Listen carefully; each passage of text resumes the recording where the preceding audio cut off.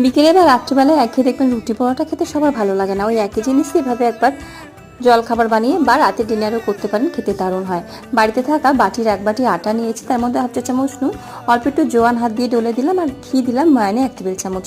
শুকনো উপকরণ ভালো মতো মিশিয়ে নিয়ে অল্প অল্প জল দিয়ে একটুখানি মাঝারি নরম করে ডোটাকে বানিয়ে নিয়ে রেস্টে রাখবো। 2টো সেদ্ধ আলু গ্রেট করে নেবো, 2টো ডিম সেদ্ধ গ্রেট করে নেবো, আর 1 টুকরো চিজ গ্রেট করে নেবো।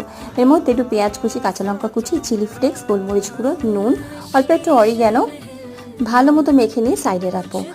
আটার থেকে ছোটো ছোটো করে পরোটার মতো লেচি কেটে নিয়ে অল্প একটু আটা দিয়ে গোল বেলে নিয়ে এর মধ্যে একটুখানি টমেটো সস লাগিয়ে দেবো, এটা খেতে খুব ভালো লাগে।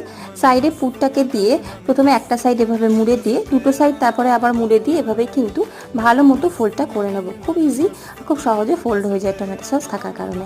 তারপরে মিডিয়াম ফ্লেমে একটুখানি গরম করা তেলে ভেজে নিতে হবে, উল্টিয়ে পাল্টিয়ে বেশ লালচে করে। তৈরি আমাদের খুব ইজি একটা জলখাবার।